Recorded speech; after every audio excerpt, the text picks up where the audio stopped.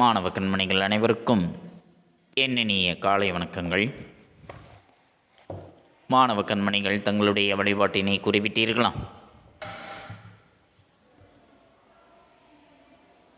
நன்றி. நான் ஒரு நல்ல ஆசிரியர். நான் உங்களுக்கு தாயாகவும் தந்தையாகவும் இருந்து முறையான கல்வியை என்புடன் போதிப்பேன். நான் ஒரு நல்ல ஆசிரியர். நான் உங்களுக்கு தாயாகவும் தந்தையாகவும் இருந்து முறையான கல்வியை என்புடன் போதிப்பேன். நான் ஒரு நல்ல ஆசிரியர்.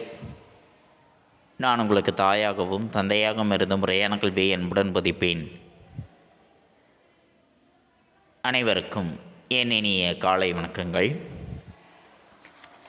மாணவ கண்மணிகளை, நாம் நேற்று பார்த்த பாடப்பகுதியானது கொங்கு நாட்டு வணிகம் என்பதை பற்றி பார்த்தோம். தொல்காப்பியமும் சங்க இலக்கியங்களும் தமிழகத்தை சேர சோழ பாண்டியர்களுக்கு உரியதாக கூறுகின்றன. வன்புகழ் மூவர் தன்பொழில் வரைப்பு என்று தொல்காப்பியம் குறிப்பிடுகின்றது. மூவேந்தர்களின் காலத்தை வரையறுத்து கூற முடியவில்லை. வால்மீகி இராமாயணம், மகாபாரதம், அர்த்த சாஸ்திரம், அசோகர் கல்வெட்டு ஆகியவற்றில் மூவேந்தர்கள் குறித்த செய்திகள் இடம்பெற்றிருக்கின்றன. முடியுடை மூவேந்தர்களில் சேரர்களே பழமையானவர்கள் என்று கூறுபவர் உண்டு. சேர சோழ பாண்டியர் என்னும் தொடரே அதற்கு சான்றாக காட்டுவார்கள். சேரர்களின் நாடு குடநாடு எனப்பட்டது. அவர்களின் தலைநகராக வஞ்சி விளங்கியது. இந்நகரானது மேற்கு மலைத்தொடரில் தோன்றி அரபிக்கடலில் கலக்கக்கூடிய பேரியாற்றங்கரையில் இருந்தது. இதனை கருவூர் என்றும் அழைப்பார்கள். பண்டைய சேரநாடு என்பது இன்றைய கேரள பகுதிகளும் தமிழ்நாட்டின் சேலம், கோவை மாவட்டங்களின் பகுதிகளும் இணைந்த பகுதியாக விளங்கியது என்பர். சேலம், கோவை பகுதிகள் கொங்குநாடு என்று பெயர் பெற்றன. இன்றைய நீலகிரி, கோயம்புத்தூர், திருப்பூர், ஈரோடு, நாமக்கல், திண்டுக்கல் ஆகிய மாவட்டங்களையும் சேலம், கரூர் மாவட்டங்களின் சில பகுதிகளையும் உள்ளடக்கியதாக கொங்கு மண்டலம் விளங்கியது. கொங்கு நாட்டு பகுதியை காவிரி, பவானி, நொய்யல், ஆன்பொருணை என்று அழைக்கப்படும் அமராவதி ஆகிய ஆறுகள் வளம் செழிக்கச் செய்கின்றன. உழவு, கைத்தொழில், வணிகம் என்னும் மூன்றும் ஒரு நாட்டு மக்களின் நாகரிக நல்வாழ்விற்கு அடிப்படைகளாகும். உள்நாட்டு வெளிநாட்டு வணிகத்தில் தமிழர்கள் சிறந்து விளங்கியுள்ளனர். கடல் வணிகத்தில் சேரநாடு சிறப்புற்று இருந்தது. சேரர்கள் வலிமை மிகுந்த கப்பல் படையை வைத்திருந்தார்கள். மிளகு, முத்து, யானை தந்தங்கள், பட்டு, மணி போன்றவை மற்ற நாடுகளுக்கு ஏற்றுமதி செய்யப்பட்டன. சேர நாட்டில் உள்நாட்டு வணிகமும் நன்கு வளர்ச்சியுற்று இருந்தது. கிழக்கு தொடர்ச்சி மலையும் மேற்கு தொடர்ச்சி மலையும் சந்திக்கும் இடமே நீலகிரி ஆகும். இம்மாவட்டம் முழுவதும் மலைப்பகுதியில் ஆளானது. நீலகிரி மாவட்டம் தேயிலை தொழிற்சாலைகள் நிறைந்தது. கோவன்புத்தூர் என்னும் பெயரே கோயம்புத்தூர் என்று மருவி வழங்கப்பட்டு வருகின்றது. இம்மாவட்டத்தில் நெல், வாழை, கரும்பு, காய்கறிகள், பூக்கள் போன்றவை பெருமளவில் பயிரிடப்படுகின்றன. திண்டுக்கல். வரலாற்று சிறப்புமிக்க திண்டுக்கல்லில் நெல், சோளம், திணை வகைகள், வாழைப்பழம், காய்கறிகள் போன்றவை விளைவிக்கப்படுகின்றன. இப்பகுதி மலர் உற்பத்தியில் முதலிடம் வகிக்கின்றது. பரப்பளவில் ஈரோடு தமிழ்நாட்டின் இரண்டாவது பெரிய நகரமாக விளங்குகிறது. தமிழகத்திலேயே மஞ்சள் சந்தை ஈரோட்டில்தான் நடைபெறுகின்றது. இன்று திருப்பூர் மிகச்சிறந்த பின்னலாடை நகரமாக விளங்குகிறது. இந்தியாவின் முதல் ஆயத்தாடை பூங்காவான நேதாஜி ஆயத்தாடை பூங்கா இம்மாவட்டத்தில் அமைந்துள்ளது. தேசிய அளவில் புகழ்பெற்ற காங்கேயம் காளைகள் இம்மாவட்டத்திற்கு பெருமை சேர்க்கின்றன. நாமக்கல். முட்டைக்கோழி வளர்ப்பிலும் முட்டை உற்பத்தியிலும் தென்னிந்தியாவிலேயே நாமக்கல் முதன்மையான இடம் வகிக்கின்றது. மாங்கனி நகரம் என்னும் சிறப்பு பெயரை கொண்டது சேலம் மாவட்டம். தமிழ்நாட்டிலேயே கைத்தறி நெசவு அதிகமாக உள்ள மாவட்டம் சேலம் மாவட்டம்தான். இந்தியாவிலேயே இம்மாவட்டத்தில்தான் ஜவ்வரிசி அதிக அளவு உற்பத்தி செய்யப்படுகின்றது. ஏழைகளின் ஊட்டி என்று அழைக்கப்படும் ஏற்காடு இம்மாவட்டத்தில் அமைந்துள்ளது. கொங்கு நாட்டின் ஒரு பகுதியாக விளங்கிய இப்பகுதிக்கு வஞ்சிமாநகரம் என்ற பெயரும் உண்டு. கிரேக்க அறிஞர் தாலமி கரூரை தமிழகத்தின் முதன்மையான உள்நாட்டு வணிக மையமாக குறிப்பிட்டுள்ளார். இவற்றை பற்றித்தான் நாம் நேற்றைய பாடப்பகுதியில் கண்டறிந்தோம். மாணவ கண்மணிகளுக்கு நன்கு புரிந்திருக்கும் என எண்ணுகின்றேன். இன்று நாம் காண்பது விரிவானம். காலம் உடன் வரும் என்ற விரிவானத்தை பற்றி இன்றைய பாடப்பகுதியில் நாம் காண இருக்கின்றோம். பாடப்பகுதிக்குள் செல்வோமா மாணவர்களே? தங்களுடைய பாடப்புத்தகத்தில் பக்கமெண் 133 எடுத்துக்கொள்ளுங்கள். எடுத்துக்கொண்டீர்களா? நன்றி. சிவக்குமார். கன்னிவாடி ஸ்ரீரங்கராயன் சிவக்குமார் அவர்கள் திருப்பூர் மாவட்டத்தை சார்ந்தவர். திருப்பூரில் உள்ள கன்னிவாடி என்ற ஊரில் பிறந்தவர். சிறந்த சிறுகதை, புதினங்கள் இவற்றை எழுதக்கூடிய எழுத்தாளராக இருந்தவர். 150க்கும் மேற்பட்ட சிறுகதைகளை இவர் எழுதியிருக்கின்றார். சிறந்த சிறுகதைகளுக்கான இலக்கிய சிந்தனை விருது இவருக்கு வழங்கப்பட்டிருக்கின்றது. கன்னிவாடி, குணச்சித்திரங்கள், உப்புக்கடலை குடிக்கும் பூனை முதலிய நூல்களை இவர் எழுதியிருக்கின்றார். இவர் எழுதிய சிறுகதைகளுள் ஒன்று நமக்கு பாடப்பகுதியாக வழங்கப்பட்டிருக்கின்றது. சிவகுமார் அவர்கள் 3/2/2017 இயற்கை எய்தினார். அவருடைய காலம் உடன் வரும் என்ற கதையை பற்றி நாம் காண்போம். காலம் உடன் வரும். உழவும் நெசவும் பழந்தமிழர் வாழ்வோடு பின்னி பிணைந்தவை. உழவு மக்களின் பசியை போக்குகிறது. நெசவு மக்களின் மானம் காக்கிறது. நெசவு தொழிலாளர்கள் இரவு பகல் என்ற பேதமின்றி உழைக்கக்கூடியவர்கள். அவ்வாறு அவர்கள் வியர்வை சிந்தி உழைத்தவையே நாம் அணியும் வண்ண உடைகள். நெசவு தொழிலாளர்களின் வாழ்வை விளக்கும் கதை ஒன்றை அறிவோம். உழவும் நெசவும். உழவு தொழிலும் நெசவு தொழிலும் பழந்தமிழர்களினுடைய வாழ்வோடு இரண்டர கலந்தவையாக இருக்கின்றன. உழவு தொழிலானது மக்களினுடைய பசியை போக்குகின்றது. உழவு தொழிலின் மூலமாக விளையக்கூடிய பயிர்கள், உணவுப் பொருள்கள் அவை மக்களினுடைய பசியை போக்குகின்றது. அதே போல நெசவு தொழில், நெசவினால் நெய்யப்பட்டிருக்கக்கூடிய உடைகள் அவை நம்முடைய மானத்தை காக்கக்கூடியவையாக இருக்கின்றன. நெசவு தொழிலாளர்கள் இரவு பகல் என்ற பேதமின்றி உழைக்கக்கூடியவர்கள். இரவு பகல் பாராமல் அயராது பாடுபடக்கூடியவர்கள் நெசவு தொழிலாளர்கள். அவ்வாறு அந்த நெசவு தொழிலாளர்கள் வியர்வை சிந்தி உழைத்தவைதான் நாம் அணியக்கூடிய பல வண்ண உடைகளானது. அத்தகைய நெசவு தொழிலாளர்களினுடைய வாழ்வை விளக்கக்கூடிய ஒரு கதை இங்கே கொடுக்கப்பட்டிருக்கின்றது. நாளை மறுநாளுக்குள் லாரி பிடித்து சரக்கை ஏற்றி தூத்துக்குடி துறைமுகத்தில் சேர்க்க வேண்டிய நிர்பந்தம். அனந்திகா நிறுவனத்துக்கு இன்னும் மிச்சமீதிகளாக வரவேண்டிய துணிகள் தறிகளில் இருந்தன. இவற்றை சேகரிக்க பள்ளிப்பாளையம், மொங்கநல்லாம்பாளையம், வெள்ளக்கோயில் இப்படி பல இடங்களுக்கு நேரில் ஆட்கள் சென்றனர். ஆட்கள் அவசியமில்லை என்னும் இடத்திற்கு தொலைபேசி அழைப்புகள். வெள்ளக்கோயில் தினேஷ் டெக்ஸில் தொலைபேசி மணி ஒலித்தது. சுப்பிரமணி போனை எடுத்தான். நாளை மறுநாளுக்குள்ள அனைத்து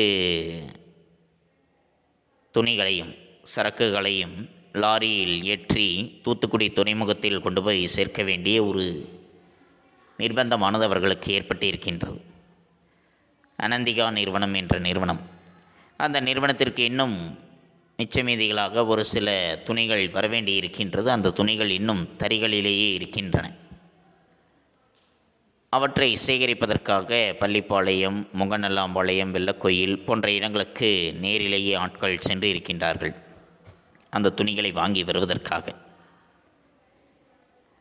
ஆட்கள் அவசியம் இல்லாது இருக்கக்கூடிய ஒரு சில இடங்களுக்கு தொலைபேசிகளின் மூலமாக அழைப்புகள் விடுக்கப்படுகின்றன. வெள்ளக்கோயிலில் உள்ள தினேஷ் டெக்ஸில் தொலைபேசி மணி ஒலிக்கின்றது. அப்பொழுது அங்கு வேலை செய்கின்ற சுப்பிரமணி என்பவர் எடுக்கின்றார். அனந்திகாவில் இருந்து பேசுகிறோமுங்க, நாளைக்கு சாயங்காலத்துக்குள்ளே லாரியில் ஏற்றணும், சீக்கிரமாக முடியுங்க, உங்களுக்கு சொல்ல வேண்டியதில்லை என்று சொல்கின்றார்கள்.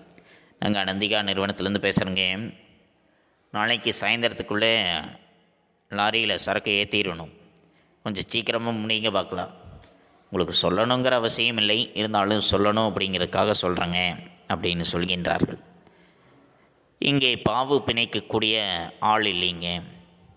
ஏனுங்க, நம்ம சிரமம் தெரியாதவராட்டும் புதுசாக பேசுகிறீங்க, எப்படியாச்சும் ஓட்டி வச்சுருங்க, நாளைக்கு 2 மணிக்கு நம்ம டெம்போ உங்கள் பட்டறையில் நிற்கும், ஏற்றி அனுப்ப வேண்டியது உங்கள் பொறுப்பு. அப்பொழுது அந்த தினேஷ் டெக்ஸ்டைல் இருந்து இருக்கக்கூடியவர் பேசுகின்றார். இங்கே பாவு பிடிக்கக்கூடிய ஆள் இல்லைங்க. இப்படி சொன்னால் என்னங்க அப்படிங்கிறாங்க. என்னங்க நீங்கள், நமக்கு உங்களை சிரமம் கூட உங்களுக்கு தெரியாதுங்களா? நாம் எந்தளவுக்கு சிரமப்பட்டு வேலை செஞ்சிட்ருக்குறோம் அப்படின்னு தெரியாதவங்களோட்ட நீங்கள் புதுசாக பேசிகிட்டு இருக்கிறீங்க. எப்படியாவது ஓட்டி வச்சுருங்க, நாளைக்கு 2 மணிக்கு நம்முடைய வாகனம் உங்கள் பட்டறையில் வந்து நிற்கும், நீங்கள் எப்படியாவது ஓட்டி வச்சு அதை ஏற்றி அனுப்பிடுங்க, அப்படி அனுப்ப வேண்டியது உங்கள் பொறுப்பு அப்படின்னு சொல்லிட்டு தொலைபேசியை துண்டித்து விட்டார். கூடவே உற்சாக நரம்புகளும் துண்டித்தார் போல் இருந்தது சுப்பிரமணிக்கு. நேரம் இப்போது இரவு 11. அவர் தொலைபேசி இணைப்பு வைத்த பொழுது மணி பார்த்தால் இரவு 11. பாவு பிணைக்க ரங்கன் இருந்தால் பரவாயில்லை. முந்தாள் நாள் மனைவியோடு மாமனார் ஊருக்கு போய்விட்டான். இப்போது என்ன செய்வது? பாவு பிணைப்பதற்காக இருக்கக்கூடியவர் ரங்கன் என்பவர்.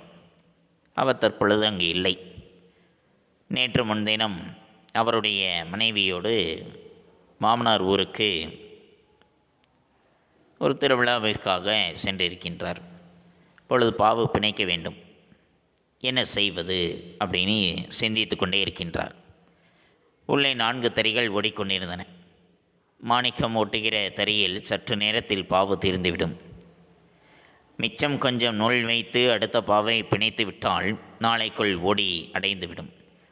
பாவு பிணைக்க ஆள் வேண்டும். இப்போது நண்பன் ரகுவின் குமரன் டெக்ஸில் யாராவது இருப்பார்கள். இம்மாதிரி அவசர காலத்துக்கு ஆபத் பாந்தவன் ரகுநாதன். அவருடைய தினேஷ் டெக்ஸில் 4 தறிகள் ஓடிக்கொண்டிருக்கின்றது. இந்த 4 மாணிக்கம் அவர்கள் ஒட்டுகின்ற தறியில் இன்னும் சிறிது நேரத்தில் ஒரு 10 நிமிடம் அல்லது ஒரு 15 நிமிடம் அந்த நேரத்திற்குள் பாவு தீர்ந்துவிடும். மிச்சம் இருக்கக்கூடிய கொஞ்ச நூலையும் வைத்து அடுத்த பாவை பிணைத்து விட்டார்கள் அப்படின்னா நாளைக்குள்ளே எப்படியாவது அந்த தறியை ஓட்டி அவர்களுக்கு கொடுக்க வேண்டிய துணிகளை முடித்து விடலாம். ஆனால் இப்போ பாவு பிணைப்பதற்கு ஆள் வேண்டும். இப்பொழுது அவருடைய நினைவுக்கு வந்தவர் அவருடைய நண்பர் ரகு. அவருடைய குமரன் டெக்ஸில் யாராவது இருப்பார்கள் என்று நினைக்கின்றார். இது போன்ற அவசர காலத்தில் அவர்தான் காப்பாற்றக்கூடிய ஒரு ஆபத் பாந்தவனாக, கைதூக்கி விடக்கூடிய தன்மையுடையவராக இருக்கக்கூடியவர் அவருடைய நண்பர் ரகுநாதன் என்பவர். அவரிடம் சென்று கேட்கலாம் என்று நினைக்கின்றார் சுப்பிரமணி. பாவு பிணைக்க 2 ஆளாக கிடைத்தால் வேலை விரைவில் முடியும். அதைவிட ஆள் தேடி 5-8 கிலோமீட்டர் போகவும் வேண்டி வரலாம். வெளியே குளிர் வேறு தாக்கிக் கொண்டிருந்தது. கார் தான் நல்லது. காரில் புகையில் அவனுக்கு பாட்டு கேட்கக்கூட தோணவில்லை. தேவைகளின் அவசர பதற்றம் கடல் தாண்டி இங்கு வரை தாக்கிக் கொண்டிருந்தது. பாவு பிணைப்பதற்கு 2 ஆளாக கிடைத்தால் மிக விரைவாக வேலை முடிந்துவிடும் என நினைக்கின்றார். அதனை விடவும் ஆளை தேடி, அந்த 2 ஆளை தேடி ஒரு 5-6 கிலோமீட்டர் தூரம் போக வேண்டும். அப்படி போகணும் அப்படின்னா வெளியே குளிர், கடுமையான குளிரானது இருக்கின்றது. இருசக்கர வாகனத்தில் செல்ல முடியாது, மகிழுந்தில் தான் செல்ல வேண்டும். அப்படி மகிழுந்தில் செல்லும் பொழுது பாட்டு கேட்டுக்கொண்டே போக வேண்டும் என்ற எண்ணம் கூட அவருக்கு தோன்றவில்லை. அவர்களினுடைய தேவைகளினுடைய அவசர பதற்றமானது கடல் தாண்டி இங்கு வரை அவரை தாக்கிக் கொண்டிருந்தது. தரையின் வாசலிலேயே நின்று கொண்டிருந்த ரகுவை பார்த்து காரிலிருந்து இறங்கிக் கொண்டே, நீயும் வீட்டுக்கு போகலையா என்றான். ரகுவினுடைய குமரன் டெக்ஸில் இந்த தரையினுடைய வாசல்லையே தன்னுடைய வாகனத்தை நிறுத்திவிட்டார். இப்பொழுது அந்த வாயிலின் முன்பே நின்று கொண்டிருந்த ரகுவை பார்த்து சுப்பிரமணி கேட்கின்றார், கீழிருந்து இறங்கியபடி, நீ இன்னும் வீட்டுக்கு போகலியா அப்படின்னு. ரகு விரக்தியை வென்ற புன்னகையோடு, எங்கே போகிறது, கடவுள் நம்மளை தூங்குறதுக்காக படைச்சிருக்கிறான், என்ன சொல்லியே இப்போ வந்தேன், நீ ஒன்றும் சும்மா வர மாட்டியே. ரகு விரக்தியோடு சொல்கின்றார், எங்கே போய் நம்ம வீட்டுக்கு போகிறது, கடவுள் என்ன நம்மளை தூங்குறதுக்காக படைச்சிருக்கிறாரு, இல்லையே வேலை செய்கிறதுக்கு தானே படைச்சிருக்கிறாரு, அப்புறம் இங்கே போய் தூங்குறது. நம்ம நீ என்ன இங்கே வந்திருக்கிறேன், என்ன வேலையாக வந்தேன், நீ சும்மா ஒன்று என்னை பார்க்குறக்காக வரமாட்டேன், ஏதோ வேலைனா தானே வருவேன் அப்படின்னு கேட்கின்றார் அவருடைய நண்பர். பாவு பிணைக்க ஆள் வேணும், உடனடியாக யாரையாவது அனுப்பு, இங்கே யாரும் இருக்காங்களா, எனக்கு உடனே பாவு பிடிங்கிறதுக்கு ஒரு ஆள் வேணும், யாராவது உடனடியாக எனக்கு அனுப்பி வை பார்க்கலாம், இங்கே யாராவது இருக்கிறாங்களா அப்படிங்கிறார். இங்கே ஒருத்தரும் இல்லையே அப்படின்னு சொல்லிட்டார் ரகு. யாருமே இல்லையே அப்படிங்கிறார். சுப்பிரமணியனுடைய முகம் சோர்ந்து போவதை பார்த்த ரகு, உனக்கு மாயாளுக்கு தெரியுமா, இங்கே தறியோற்ற ஆள், அவரை தெரியுமா உனக்கு அப்படின்னு கேட்குறாரு. ஆமாம், தெக்கத்திக்காரன். அந்த ஆளும் சம்சாரமும் வீட்டில் தானே இருப்பாங்க, நான் சொன்னேன்னு சொல்லி கூட்டிகிட்டு போ, சம்பளம் ஏற்றி போட்டு கொடுத்துடு அப்படின்னு சொல்கிறார். தெக்கத்திக்காரன் இருக்கின்றார் அல்லவா மாய அழகு, அவர்கிட்ட போய் அவருடைய மனைவியும் அவரும் வீட்டில் இருப்பாங்க, நான் சொன்னேன்னு சொல்லி அவங்கள கூட்டிகிட்டு போ, கொஞ்சம் சம்பளம் செய்தி போட்டு கொடுத்துரு அப்படின்னு சொல்கிறார். திடுதுப்புன்னு இப்போ நடுராத்திரியில் போய் நான் எப்படி கூப்பிடுவது அப்படின்னு தயங்குகின்றார். பேய்களும் கூட தூங்கும் இந்த நடுராத்திரியில் போய் புதிய ஒரு பெண்ணை வேலைக்கென கூப்பிடுவதை குறித்து சுப்பிரமணி தயங்குகின்றார். பேய் கூட இந்த நடுராத்திரியில் தூங்கிட்டு இருக்கும். அந்த சமயத்தில் போய் ஒரு புதிய பெண்ணை போய் நான் வேலைக்கு வாங்க அப்படின்னு எப்படி கூப்பிட்றது அப்படின்னு தயக்கத்தோட சொல்கிறார். உனக்கு பாவு ஓடணுமா வேண்டாமா, அவங்க வந்தாலும் நீ விடமாட்ட போல இருக்கே. ரகு முறைக்கின்றான், உனக்கு பாவு இப்போ ஓடணுமா வேண்டாமா, அவங்க வரேன்னு சொன்னால் நீ விடமாட்ட போல இருக்கின்றதே அப்படின்னு முறைக்கின்றான். இப்போ இங்கே வேலை இல்லைன்னா நானே வந்துடுவேன், மாயாளகிட்ட ரகு சொன்னார்னு சொல்லு, அனுப்பி வைப்பா அப்படி. இப்போ எனக்கு இங்கே வேலையும் இல்லை அப்படின்னு இருந்தால் நானே வந்துடுவேன், எனக்கு இங்கே வேலை இருக்குது, மாயாளகிட்ட போய் ரகு சொன்னார் அப்படின்னு சொல்லு, உடனே அவர் அனுப்பி வச்சிருவார் அப்படிங்கிறார். ஒரு வழியாக மாயாளகினுடைய வீட்டுக்கு போய் அவருடைய வீடு எங்கே அப்படின்னு கண்டுபிடிச்சி சுப்பிரமணி கதவை தட்டுறார். மாயாளகு தான் கதவை திறக்கிறார். கண்களை இடுக்கி பார்த்துட்டு அதன் பிறகு புன்னகைக்கிறார்.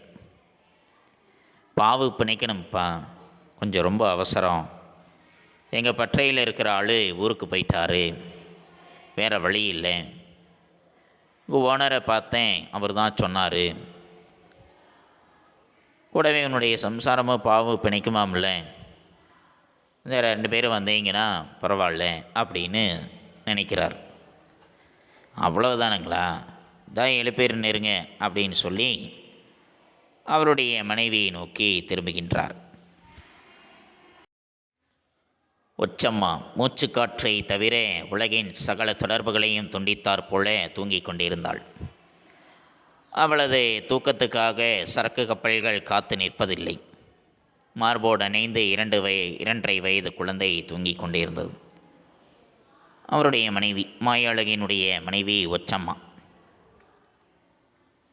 மூச்சுக்காற்றை தவிர உலகினுடைய அனைத்து தொடர்புகளையுமே துண்டித்ததைப் போல மிக ஆழ்ந்து உறங்கிக் கொண்டிருக்கின்றார்.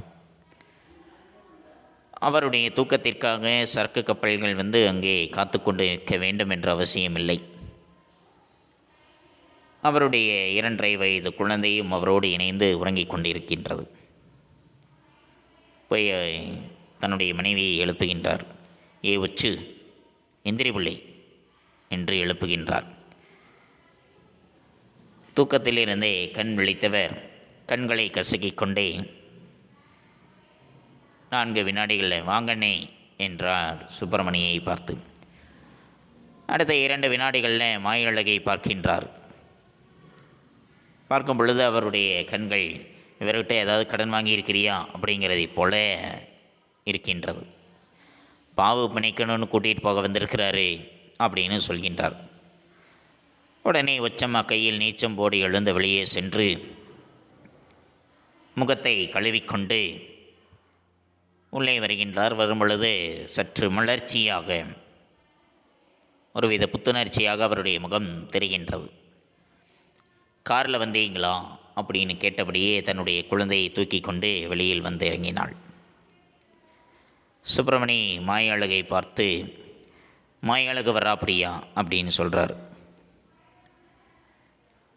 அப்பொழுது மாயழகு சொன்னால், எதுக்குன்னே காவலுக்கா, காலையில் முதல் ஷிஃப்ட்டுக்கு நான் போகணும், நீங்கள் கொண்டாந்து விட்டுருங்க, எனக்கு அது போதும், நான் வரணும்னு என்ன, நான் வர வேண்டும் அப்படின்னு அவசியம் இல்லை, நீங்கள் கூட்டிகிட்டு போங்க, கூட்டிகிட்டு போயிட்டு கொண்டாந்து விட்டுருங்க, நான் காலையில் முதல் ஷிஃப்ட்டுக்கு போகணும் அப்படின்னு சொல்கின்றார். சரி அப்படின்னு சொல்லியபடியே சுப்பிரமணி வெளியே வந்து காரினுடைய பின்கதவை திறந்து அங்கே மாயழகினுடைய மனைவி உச்சம்மாவை அங்கே உட்கார வைத்துவிட்டு காரை கிளப்புகின்றார். தனது பட்டறைக்கு சுப்பிரமணி காரை செலுத்தினான். தறிப்பட்டறைக்குள் நுழைகிற நேரம் 2ஆம் நம்பர் தறி ஓடி முடிந்து 1.5 மீட்டர் நுழை மிச்சம் வைத்திருந்தது. அவருடைய தறிப்பட்டறைக்கு கொண்டு போய் அவருடைய காரை நிறுத்துகின்றார். அந்த சமயத்தில் 2ஆம் நம்பர் தறியானது ஓடி முடிந்து 1.5 மீட்டர் நூல் இன்னும் மிச்சம் இருக்கின்றது. இனி அதுக்கு மேலே அதே உள்ள பாவை பிணைத்து தொடர்ந்து தறி ஓட்ட வேண்டியதான். பாவு பீமிலிருந்து செல்கின்ற அந்த 4000 நூல்கள் பெரிய இசைக்கருவிகளினுடைய தந்திகளைப் போல இருக்கின்றது. அத்தனை தந்திகளிலிருந்தும் டக்கு டடக்கு டக்கு டடக்கு டக்கு டடக்கு அப்படின்னு ஒற்றை தறி சத்திரம் மட்டும்தான் கேட்டுக்கொண்டே இருக்கும். தறியினுடைய முகப்பில் ஊடுபாவாக நூலை கோர்த்து கொண்டு எலி மாதிரி தார்க்கதிர் ஓடினால் போதும், நூல்களுக்கு துணி வடிவமானது வந்துவிடும். அந்த துணிகளினுடைய வடிவத்திற்கேற்றவாறு, அதனுடைய ஒப்பனைக்கேற்றவாறு தறிக்கு மேலே வெட்டி வெட்டி நகரும் ஜக்கார்டுகள் அவற்றை தீர்மானிக்கக்கூடியதாக இருக்கும். பழைய வெற்று பீமை கழற்றி விட்டு புதிய பாவு பீமை தறிப்பயன்கள் உதவியோடு சுப்பிரமணி அதனை பொருத்துகின்றார். ஒச்சம்மாவிற்கு வேலை ஆரம்பிக்க இருந்தது. அவருடைய குழந்தை தோளில் உறங்கிக் கொண்டிருந்தது. சுவரோரமாக ஒரு பெட்ஷீட்டை தேடி விரித்து அதில் குழந்தையை படுக்க வைக்கின்றார். தரிச்சத்தத்தில் கூட விழிக்காத அந்த குழந்தை தாயினுடைய அருகாமை தவறிய உடனேயே சற்று மெல்ல சினுங்குகின்றது. ஒரு சில கழிநூல்களை எடுத்து அதனுடைய விழா பகுதியில் வைக்கின்றார். அதன் மீது கை போட்ட பொழுது குழந்தை அமைதியாக உறங்கிக் கொண்டே இருக்கின்றது. தரையினுடைய அருகே நூல்களை முடிச்சிட்டு இணைக்க ஆரம்பிக்கின்றாள் ஒச்சம்மா. அவளுக்கு சொந்த ஊர் உசிலம்பட்டி பக்கத்தில் உள்ள கிருஷ்ணாபுரம். சீமை கருவேல முட்கள் அதிகம் உள்ள ஊர். மாயழகு கோம்பை தள்ளுவுக்காரன். கோம்பை தள்ளுவென்றால் அது வெள்ளிமலையினுடைய அடிவாரத்தில் இருக்கக்கூடியது. வருஷ நாட்டினுடைய மலை தொடர்ச்சி. கண்டமனூர் கண்டமனையினுடைய தேனி மாவட்டத்தில் இருக்கக்கூடிய கண்டமனூரினுடைய எல்லை தாண்டி போக வேண்டும் அந்த மலை தொடர்ச்சிக்கு. அங்கிருந்து தான் 3 மாவட்டங்களை தாண்டி மாயழகு வெள்ளக்கோயிலுக்கு தறி ஒட்ட வருவான். இங்கிருந்தே வருசநாட்டு மலை தொடர்ச்சியில் இருக்கக்கூடிய கோம்பைத்தெழு என்ற ஊரிலிருந்து 3 மாவட்டங்களை தாண்டி மாயழகு வெள்ளக்கோயிலுக்கு தறி ஒட்ட வருவார். சிறிதளவு காசு கிடைத்த உடனேயே கோம்பை தெளவுக்கு போய் சுற்றி கொண்டு இருந்துவிட்டு மீண்டும் திரும்ப வருவார். அப்படி தன்னுடைய ஊரில் இருந்த பொழுதுதான் அவருக்கு ஒச்சம்மாவுடன் திருமணம் நடந்து முடிந்தது. தன்னுடைய எதிர்கால நலன்கள் அனைத்தையும் எடுத்து பேசி வெள்ளக்கோயிலுக்கு குடும்பத்தோடு அங்கே வர ஏற்பாடு செய்தான். வீடு முதலான அனைத்து ஏற்பாடுகளையும் முடித்த பிறகு மாயழகுக்கு இது பரவாயில்லையே என்று ஒரு எண்ணம் தோன்றியது. ஆனால் வெள்ளக்கோயில் வந்த அன்று தன்னுடைய குடும்பத்தினரை உறவினரை விட்டுவிட்டு தான் பிறந்து வளர்ந்த மண்ணை விட்டு இன்று வேறொரு இடத்திற்கு வருகின்றோமே என்று நினைத்து ஒச்சம்மா அழுது அழக இருக்கின்றதை, தினமும் ஒரு மரத்தின் கீழ் அடுப்பு பற்ற வைக்கிற நாடோடி பிழைப்புதானா நம்முடையது என்று கூறி விம்மிவிட்டாள். இருந்தாலும் இனியும் நாம் அந்த இடத்திலிருந்து மாறினால் அப்பொழுதுதான் நாம் பிழைக்க மாட்டோம் என்பதாக அவளுக்கு ஏற்பட்டது. அந்த பகுதியினுடைய வேலிகள், வீடுகள், நாகரிகம், குறிப்பாக அவர்களினுடைய உணவு பழக்க வழக்கங்கள், இவை அனைத்துமே ஒச்சம்மாவிற்கு வியப்பை தந்தது. வெஞ்சனமில்லாமல் சாப்பிட முடியாது என்று சொல்கின்றாள். உடனே அங்கே இருக்கக்கூடிய பெண்கள், வெஞ்சனம்னா பொரியலா? பொரியல் இல்லாமல் நாம் சாப்பிடலாமே, தயிரோ மோரோ இல்லாமல் தான் நம்மால் சாப்பிட முடியாது என்று சொல்கின்றார்கள். ஆனால் அவர்கள் என்னுடைய ஊர் பகுதிகளில் பொரியல் இல்லாமல் உணவு உண்ண மாட்டார்கள். ஆனால் நம்முடைய பகுதியில் பொரியல் இல்லை அப்படின்னாலும் சரி, சாதம், அதற்கு ஏற்றவர் குழம்பு, ரசம், தயிர் அல்லது மோர் இவையேனும் ஒன்றை ஊற்றி நாம் சாப்பிடுவோம். ஆனால் அவை இல்லாமல் தான் எங்களால் சாப்பிட முடியாது என்று சொல்கின்றார் ஒச்சம்மா. உணவு, காற்று, நீர், ஒப்பனை என அனைத்துமே மாற்றமடைய வேண்டியதாக இருந்தது அவருக்கு. தறித்தொழிலில் இயந்திர நேர்த்தி அதிகம் கொண்டது. மிக நுட்பங்களாக மூளையை அங்கே செலவிட தேவையில்லை.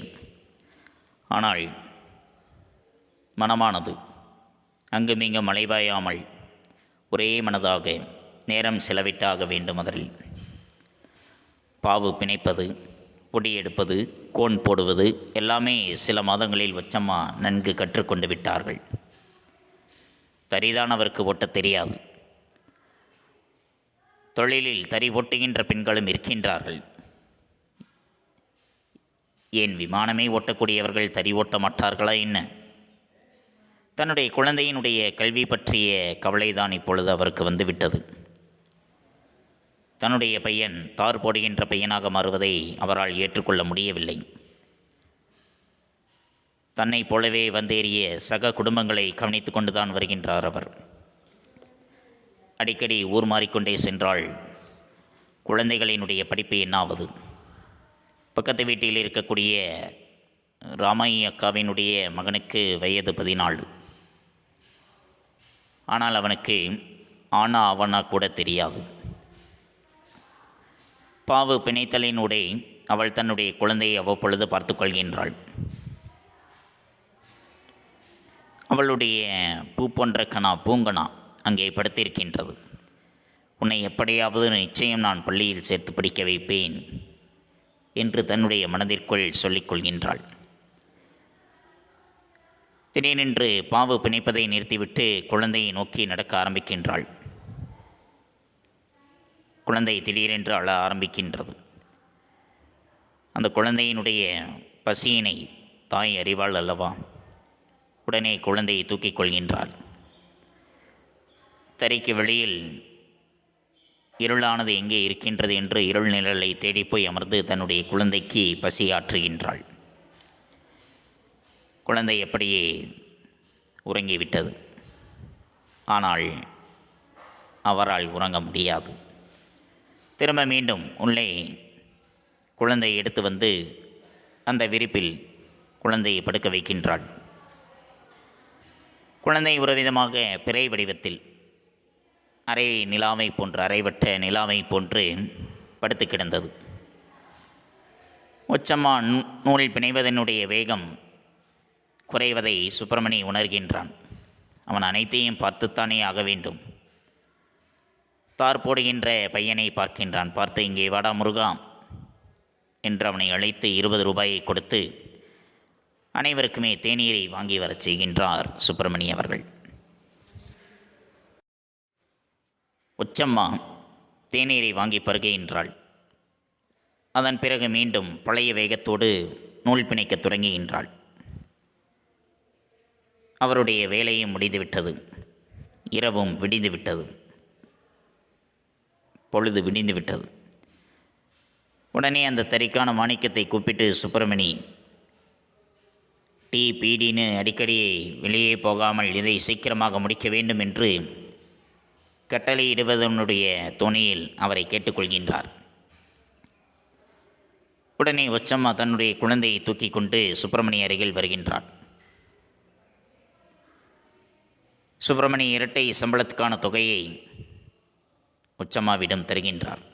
அவளுடைய கண்கள் மகிழ்ச்சி திளைப்பிலும் ஆனந்தத்திலும் ஒருவித திகைப்பிலும் ஒளிர்கின்றது.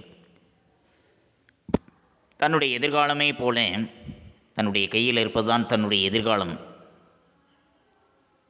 என்று நினைத்து கொண்டு அந்த ரூபாய் தாள்களை தன்னுடைய வலது கையில் நன்கு இறுக்கிக் கொள்கின்றாள்.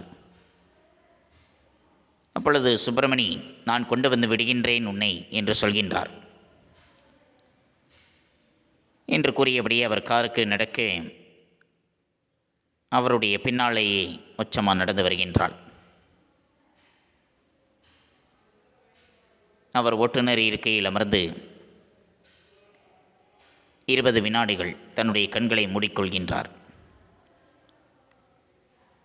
அந்த இரவுக்கும் பகலுக்குமான இடைவெளியை இப்பொழுது பிரித்து விடுவதைப் போல இருந்தது அந்த செயலானது. அதன் பிறகு அடக்கமாக தன்னுடைய சோம்பலை முறித்துவிட்டு காரை கிளப்புகின்றான். செல்லுகின்ற வழியில் ஆங்காங்கே டீ கடைகளானது, தேநீர் கடைகளானது செயல்பட ஆரம்பிக்கின்றன. அவற்றினுடைய பாட்டு சத்தம் கேட்டவுடனேயே சரி, நாமும் பாட்டு போடலாமே என்ற எண்ணத்தில் அவரும் பாட்டு போடுகின்றார். செம்மாண்டம்பாளையத்தில் ஒச்சம்மாவினுடைய வீடு வந்து சேர்ந்து விட்டது. காரினுடைய சத்தம் கேட்டவுடனே மாய அழகு வெளியே வருகின்றான். ஒச்சம்மாளை அங்கே இறக்கி விட்டுவிட்டு அப்படியே திரும்பி போக வேண்டும் என்று நினைத்திருந்தான் சுப்பிரமணி.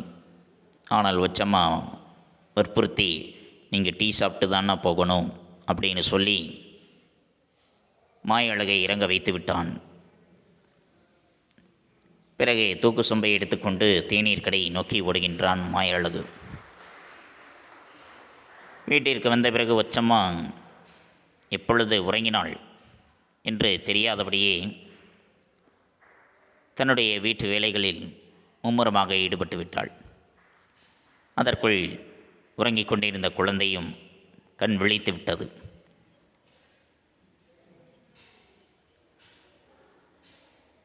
நேற்று படுத்த கூரையினுடைய கீழ்தான் இன்றைக்கும் அவன் கண் விழிக்கிறான். அந்த குழந்தை மாய அழகு தேநீரோடு வந்து ஒச்சம்மாவுக்கும் சுப்பிரமணிக்கும் அவனை ஊற்றி கொடுக்கின்றான். ஏதேனும் பேச வேண்டும் என்பதற்காக சுப்பிரமணி கேட்கின்றான். ரொம்பவும் கடினமாகத்தான் போய்கொண்டிருக்கின்றது நம்முடைய தொழிலானது என்று சொல்கின்றான். அப்படித்தானே எல்லாருக்கும் இருக்கின்றது. இருந்தாலும் உங்களை நம்பித்தானே நாங்கள் ஊர் விட்டு ஊர் வந்திருக்கின்றோம். உங்களுக்கு நாங்கள் தானே உதவிகரமாக இருக்க வேண்டும். இப்படி ஏதாவது அவசரம்னா சொல்லுங்கள், எங்களால் முடிந்ததை நாங்கள் செய்து தருகின்றோம் என்று சொல்கின்றார். சரி, நான் சென்று வருகிறேன் மாய அழகு என்ற வரையை காரில் ஏறுகின்றார். உச்சம்மா உள்ளே இருந்தபடியே சரி வாங்கண்ணே என்று விடையளித்து தலையாட்டினாள். சுப்பிரமணி எதிர்பாராத விதமாக அந்த குழந்தையினுடைய குரலானது கேட்கின்றது. டாட்டா டாட்டா என்று கையசைக்கின்றது. பதிலுக்கு தலையை அசைத்துவிட்டு காரை கிளப்புகின்றார் சுப்பிரமணி. புரிந்ததா மன்னர்களே? நன்றி. மாணவ கண்மணிகளே, அடுத்து நாம் காண்பது வீட்டுப்பாடம். கொங்கு மண்டல சதகம் கூறும் கொங்கு மண்டலத்தின் எல்லைகள் யாவை? கார்மேக கவிஞர் இயற்றிய கொங்கு மண்டல சதகம் என்னும் நூலில் வடக்கே பெரும்பாலை, தெற்கே பழனிமலை, மேற்கே வெள்ளிமலை, கிழக்கே மதிற்கரை என இந்நான்கு எல்லைகளுக்குட்பட்ட பகுதியாய் கொங்கு மண்டலம் விளங்கியதாய் கூறப்படுகிறது. இன்றைய நீலகிரி, கோயம்புத்தூர், திருப்பூர், ஈரோடு, நாமக்கல், திண்டுக்கல் ஆகிய மாவட்டங்களையும் சேலம், கரூர் மாவட்டங்களின் சில பகுதிகளையும் உள்ளடக்கியதாய் கொங்கு மண்டலம் விளங்கியது என்பர். கரூர் மாவட்டம் பற்றிய செய்திகளை சுருக்கி எழுதுக. கரூர் மாவட்டத்தில் நெல், சோளம், கேழ்வரகு, கம்பு, கரும்பு போன்றவை பயிரிடப்படுகின்றன. கல்குவாரி தொழிற்சாலைகள் இங்கு உள்ளன. கைத்தறி நெசவாடைகளுக்கு பெயர் பெற்ற மாவட்டமாய் கரூர் விளங்குகிறது. தோல் பதனிடுதல், சாயமேற்றுதல், கற்சிற்ப வேலைகள் போன்ற தொழில்களும் நடைபெறுகின்றன. பேருந்து கட்டுமான தொழிலின் சிகரமாய் கரூர் விளங்குகிறது. இந்த 2 வினாக்கள் தான் வீட்டுப்பாடம். இந்த 2 வினாக்களையும் ஒரு முறை எழுதி பலமுறை படித்து கொள்ளுங்கள். தெளிவுரை எழுதுங்கள், தெளிவுரை படியுங்கள். தங்களுடைய படித்தல் பயிற்சியும் தங்களுடைய கையெழுத்து பயிற்சியும் சற்று மேம்படுத்திக் கொள்ளுங்கள். நன்றி. மாணவ கண்மணிகளை, இதுகாரும் நாம் கண்டறிந்தது காலம் உடன் வரும் என்ற விரிவானத்தை பற்றி பார்த்தோம். உழவும் நெசவும் பழந்தமிழர் வாழ்வோடு பின்னி பிணைந்தவை. உழவு மக்களின் பசியை போக்குகிறது. நெசவு மக்களின் மானத்தை காக்கின்றது. நெசவு தொழிலாளர்கள் இரவு பகல் என்ற பேதமின்றி உழைக்கக்கூடியவர்கள். அவ்வாறு அவர்கள் வியர்வை சிந்தி உழைத்தவையே நாம் அணியக்கூடிய வண்ண உடைகள். நெசவு தொழிலாளர்களின் வாழ்வை விளக்கக்கூடிய கதைதான் இது. நாளை மறுநாளுக்குள் லாரி பிடித்து சரக்கு ஏற்றி தூத்துக்குடி துறைமுகத்தில் சேர்க்க வேண்டிய நிர்பந்தம். அனந்திகா நிறுவனத்திற்கு இன்னும் மிச்ச மீதிகளாக வரவேண்டிய துணிகள் தறிகளில் இருந்தன. அவற்றை சேகரிக்க பல இடங்களுக்கு ஆட்களை அனுப்பினார்கள். ஆட்கள் அவசியமில்லை என்ற இடங்களுக்கு தொலைபேசி அனுப்புகள். அப்படிதான் வெள்ளக்கோயிலில் தினேஷ் டெக்ஸில் தொலைபேசி மணி ஒலித்தது. சுப்பிரமணி எடுக்கின்றார். இங்கு பாவு பிணைக்கக்கூடிய ஆள் இல்லைங்க அப்படின்னு சொல்கின்றார். நம்முடைய சிரமத்தை தெரியாதவரை போல புதுசாக பேசுகின்றீர்களே, எப்படியாவது ஓட்டி வச்சிருங்க, நாளைக்கு வந்து நாங்கள் எடுத்துகிட்டு போயிடுறோம் அப்படின்னு சொல்கின்றார்கள். பாவு பிணைப்பதற்கு வேறு யார் இருக்கின்றார்கள் என்று நினைத்த பொழுது அவருடைய நண்பர் ரகுதான் நினைவிற்கு வந்தார். உடனே அவரை தேடி புறப்பட்டு செல்கின்றார். பாவு பிணைக்க ஆள் வேணும், உடனடியாக யாரையாவது அனுப்பு, இங்கே யாராவது இருக்கின்றார்களே என்று கேட்கின்றார். இங்கு ஒருவரும் இல்லையே என்று சொல்கின்றார் ரகு. உனக்கு மாய அழகு தெரியுமா, இங்கு தறி ஓட்டக்கூடிய ஆள் என்று கேட்கின்றார். ஆமாம் தெரியும். அவருடைய மனைவி பாவு ஓட்டுவார். பாவு நன்கு பிணைக்கக்கூடியவர். நான் சொன்னேன் என்று சொல்லிக்கொண்டு அவரை கூட்டிக் கொண்டு போ, சம்பளத்தை சேர்த்தி போட்டு கொடுத்துடு அப்படின்னு சொல்கின்றார். இந்த நடுராத்திரியில் போய் எப்படி என்று கேட்கின்றார். நீ பாவு ஓட்டணுமா வேண்டாமா, நீ போய் கூப்பிட்டீன்னா அவங்க வருவாங்க, போய் கூப்பிடு அப்படின்னு சொல்கின்றார். சரி என்று அவருடைய வீட்டை கண்டுபிடித்து சுப்பிரமணி கதவை தட்டுகின்றார். மாய அழகு கதவை திறக்கின்றான். பாவு பிணைக்கணும்ப்பா, மிகவும் அவசரம், உங்கள் ஓனரை பார்த்தேன், அவர் தான் சொன்னார் அப்படின்னு சொல்கின்றார். அப்படிங்களாங்க, சரி இருங்க, என்னுடைய மனைவியை எழுப்பி விடுகின்றேன் என்று உறங்கிக் கொண்டிருந்த அவருடைய மனைவியை எழுப்புகின்றார். பாவு பிணைக்க கூட்டிகிட்டு போக வந்திருக்கிறார் அப்படின்னு சொன்ன உடனே சரி இருங்கள் வருகின்றேன் என்று சொல்லிக்கொண்டு தன்னுடைய குழந்தையும் எடுத்துக்கொண்டு அவரோடு புறப்பட்டு போகின்றார். குழந்தை அங்கிருந்தே சுவரோரமாக ஒரு பெட்ஷீட்டை விரித்து அதில் குழந்தையை படுக்க வைக்கின்றாள். தரையின் அருகே வந்து நூல்களை முடிச்சிட்டு பாவு பிணைக்க ஆரம்பிக்கின்றார் ஒச்சம்மா.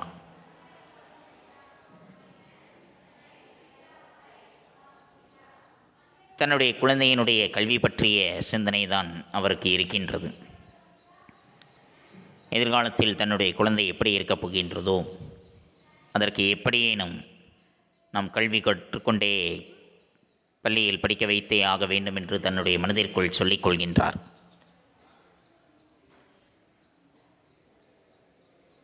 மிகவும் சோர்வாக இருப்பதை பார்த்து சுப்பிரமணி தார் போடுகின்ற பையனை பார்த்து அவரிடம் 20 ரூபாய் கொடுத்து தேநீர் வாங்கி வரச் சொல்கின்றார். தேநீர் பருகிய பிறகு அனைவரும் பழைய வேகத்தோடு நூல் பிணிக்க ஆரம்பிக்கின்றார்கள். எல்லா வேலையும் முடிந்துவிட்டது.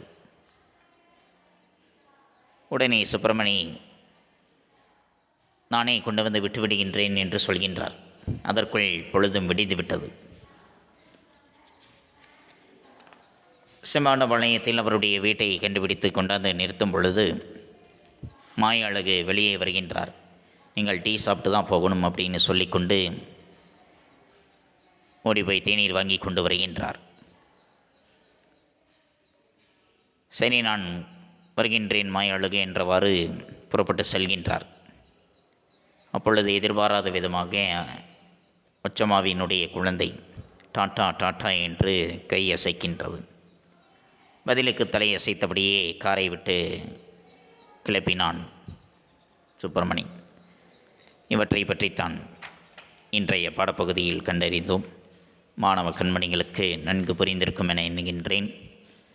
அடுத்து நாம் காண்பது பாடப்புத்தகம் படித்தல். பாடப்புத்தகம் படித்தல் பக்கமே 133, 134 மற்றும் 135. பக்கமே 133இல் காலம் உடன் வரும் என்பதில் ஆரம்பித்து பக்கமே 135இல் ஒற்றை தறி சத்தம்தான் என்பது வரைக்கும் மாணவ கண்மணிகள் பாடப்புத்தகம் படித்தலாக எடுத்துக்கொண்டு எழுந்து நின்று உறக்கப்படியுங்கள். தங்களுடைய படித்தல் பயிற்சியினை சற்று மேம்படுத்திக் கொள்ளுங்கள். அடுத்து நாம் காண்பது வீட்டுப்பாடம். வீட்டுப்பாடம் பக்கமே 132. 132இல் சிறுவினாம். கொங்குமண்டல சதகம் கூறும் கொங்குமண்டலத்தின் எல்லைகள் யாவை என்ற சிறுவினாவும், கரூர் மாவட்டம் பற்றிய செய்திகளை சுருக்கி எழுதுக என்ற சிறுவினாவும். இந்த 2 சிறுவினாக்கள் தான் வீட்டுப்பாடம். இந்த 2 சிறுவினாக்களுக்குரிய விடையை பற்றி நாம் முந்தைய பகுதியில் கண்டறிந்தோம். மாணவ கண்மணிகள் அவற்றை தெளிவுற தங்களுடைய வீட்டுப்பாட ஏட்டில் எழுதி கொள்ளுங்கள். தெளிவுற படியுங்கள். தங்களுடைய படித்தல் பயிற்சியும் தங்களுடைய கையெழுத்து பயிற்சியும் சற்று மேம்படுத்திக் கொள்ளுங்கள். மீண்டும் அடுத்த பாட வேளையில் சந்திப்போம். நன்றி, வணக்கம்.